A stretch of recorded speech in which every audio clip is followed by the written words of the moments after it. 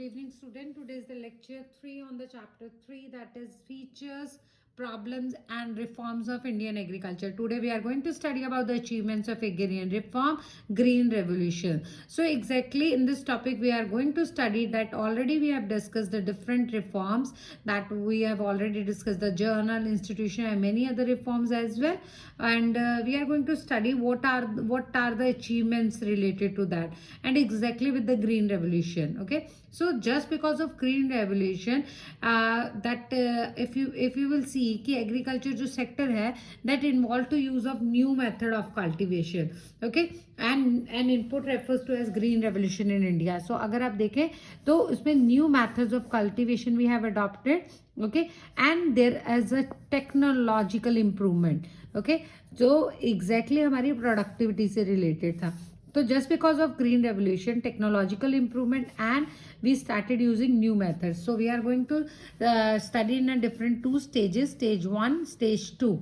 Okay, so stage 1, that is mid 60 and mid 70s.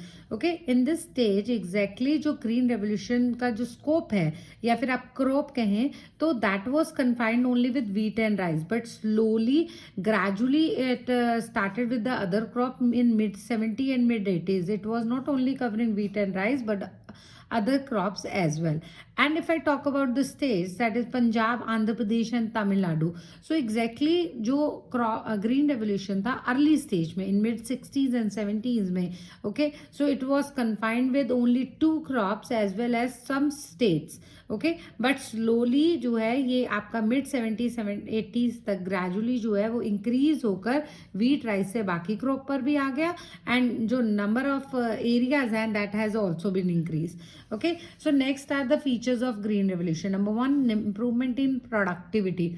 Okay, already I have discussed in the previous lecture what is productivity, what is production. So exactly agriculture production जो है that leads to improvement in productivity. Okay जैसे ही production बढ़ी तो productivity increase हुई, means per hectare जो land cover है, land area जो आउटपुट है that has been increase. Okay, so exactly जो है अर्ली पीरियड की अगर हम बात करें तो प्रोडक्टिविटी जो है वीट और राइस की जो है वो काफ़ी ज़्यादा बढ़ी, बट लेटर ऑन जो है that was not only confined with wheat and rice, और भी जो बाकी क्रॉप्स हैं, ओके ज्वार बाजरा there and other many crops, उनकी भी प्रोडक्शन काफ़ी ज़्यादा इंक्रीज हुई. Next one is increase in employment. Exactly, green revolution not only enhancing the productivity but also giving the employment opportunity as the people are involving in diverse activity. Okay, exactly, people are now doing the multiple cropping, mechanization of farming. तो जितना mechanized means आ जाएंगे उतने ज़्यादा, या multiple if we are on a same land of piece, अगर multiple cropping हो रही है, मल्टीपल क्रॉपिंग मतलब एक ही क्रॉप पर डिफरेंट क्रॉप्स लगाई जा रही हैं, तो exactly you need a more employment over there.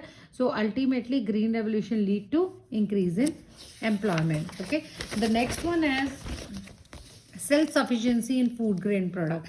As I told you that production has been production as well as productivity जो है वो काफ़ी ज़्यादा enhance हुई. So whatever the dependence we are having on import, जो चीज़ें हम import कर रहे थे वो अब हमें import करने की ज़रूरत नहीं है. India become a self-sufficient. Self-sufficient means when you are not depending on other country for your production, for the crop production or for some other, मतलब जिसमें आप import पर dependent है. Now you are not depending on import. A substantial rise in acreage, area under cultivation. Okay, so one of the benefit is जो area under cultivation है that has also been increased. Okay मतलब जो cultivated area है exactly जो difference है, it has reduce the timeline between sowing and harvesting of crop. Okay exactly हम क्या कर रहे हैं, we are using the chemical, okay pesticides, insecticides use कर रहे हैं, जिनकी वजह से जब हम फसल लगा रहे हैं और जब उसको काट रहे हैं, हार्वेस्ट कर रहे हैं, तो उसका जो टाइम लैग है वो कम हो रहा है,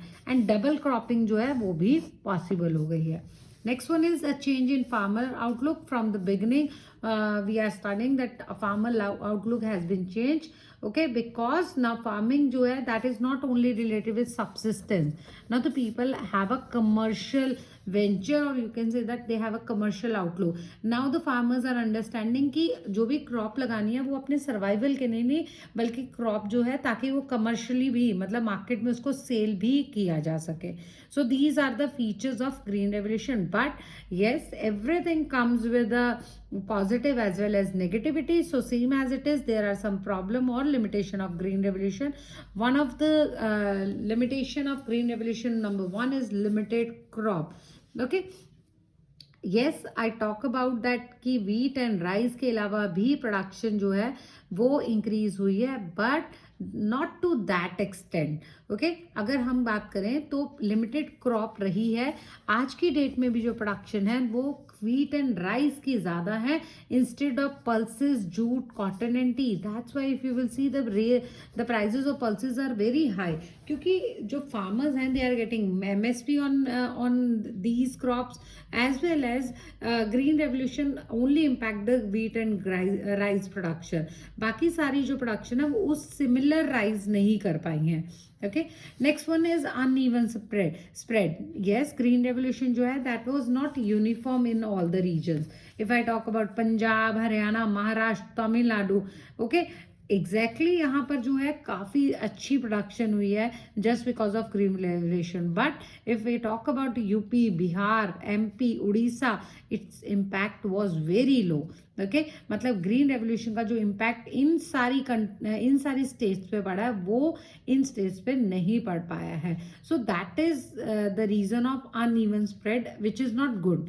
okay, environmental damage. Okay, as अगर आपको याद हो हमने रिफॉर्म में पढ़ा कि we are move towards the pesticides, insecticides, fertilizer. In fact, you wouldn't believe because before the arrival of green revolution, लोग जो हैं farmers जो हैं उनकी outlook ही नहीं थी pesticides, fertilizer, insecticides यूज करने की.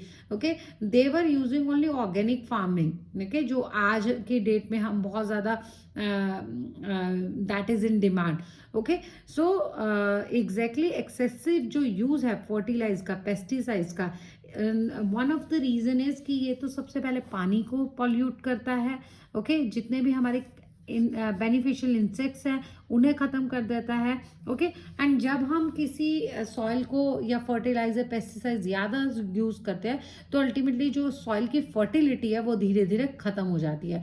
So ultimately it is impacting, क्योंकि अगर सॉइल की फर्टिलिटी ख़त्म तो exactly you can believe it कि वो आपके प्रोडक्शन पे कितना इफेक्ट डालेगी. So exactly environmental damage happens because of green revolution. Okay,